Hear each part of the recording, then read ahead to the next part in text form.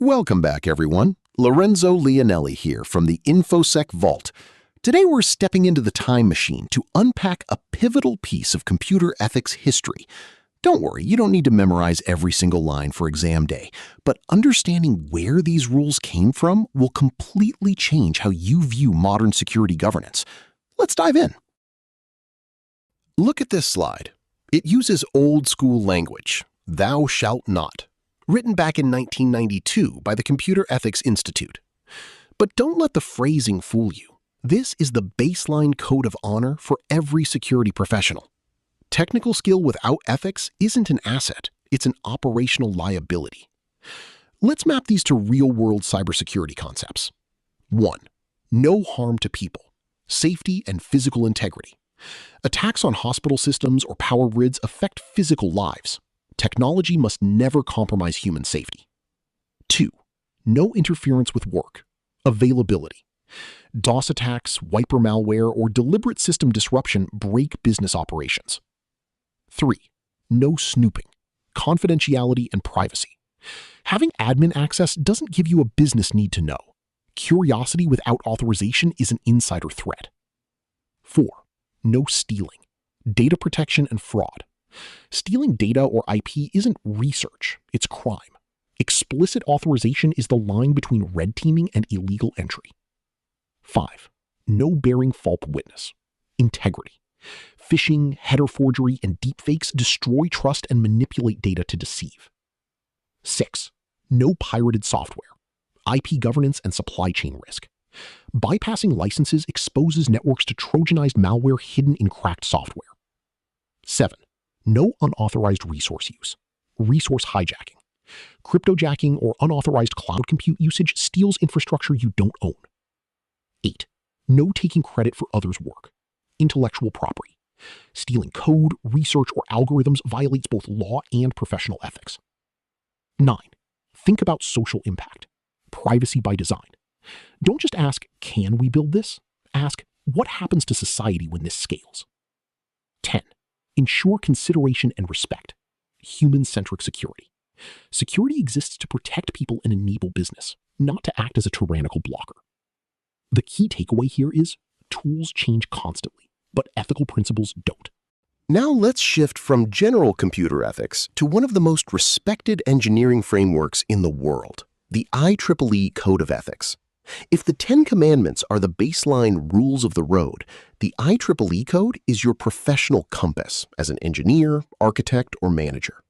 Notice how it distills engineering governance into 3 core pillars. 1. Personal and professional integrity. Uphold the highest standards of integrity, responsible behavior, and ethical conduct. In security, this means total transparency. If a production system has a critical vulnerability, you don't sweep it under the rug to meet a release deadline. You report it, manage the risk, and hold the line, even when under pressure. 2. Respect and safety. Treat all persons fairly, avoid harassment, and avoid injuring others. Security is ultimately about protecting people, whether it's shielding user privacy, building non-discriminatory systems, or maintaining a safe workplace. Your technical choices must never cause physical, emotional, or digital harm. 3. Accountability and peer leadership. Strive to ensure this code is upheld by colleagues and coworkers. Ethics isn't a solo sport. It's not enough to be ethical yourself while turning a blind eye to unethical behavior around you. In governance terms, this represents duty of care, whistleblower support, and building a strong security culture. You actively hold your organization accountable. Now let's examine a historic foundational document published by the Internet Activities Board, IAB, RFC 1087, Ethics and the Internet. Written back in 1989, RFC 1087 established that access to the Internet is a privilege, not a right. It defined 5 specific activities as explicitly unethical and unacceptable. Notice how directly these match our core cybersecurity domains. 1. Unauthorized access to network resources. In CISSP terms, this is a violation of access control and least privilege, Domain 5. Gaining unauthorized access, whether breaking through a firewall or exploiting weak credentials, violates the fundamental boundary of trust. 2. Disruption of intended network use. This maps directly to availability, CIA triad. Launching denial of service, DOS attacks, breaking network paths, or degrading operations directly attacks system availability. 3. Waste of resources, bandwidth, or processing. Think asset security and operational management, domains 2 and 7. Cryptojacking, spamming, or flooding pipes with junk traffic wastes shared infrastructure and costs organizations real money. 4. Destruction or alteration of information. This is a direct breach of integrity, CIA triad.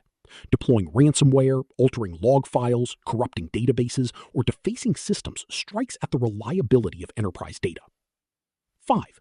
Compromise of user privacy. This maps to confidentiality, CIA triad, and privacy governance, domain 1. Sniffing traffic, unauthorized data collection, or exposing sensitive personal identifiable information violates fundamental privacy standards. Exam and field takeaway. RFC 1087 isn't just internet history, it is the direct ancestor of modern acceptable use policies, AUPs, and international cyber law. When you see exam scenarios regarding internet usage ethics or IAB guidelines, remember, RFC 1087 defines unethical behavior by the impact on the network, data integrity, and user privacy. Thanks for watching. If you're serious about passing your CISSP, head over to the infosecvault.com. I've put together a full library of high-impact, free resources to help you think like a manager and crush exam day. See you over there.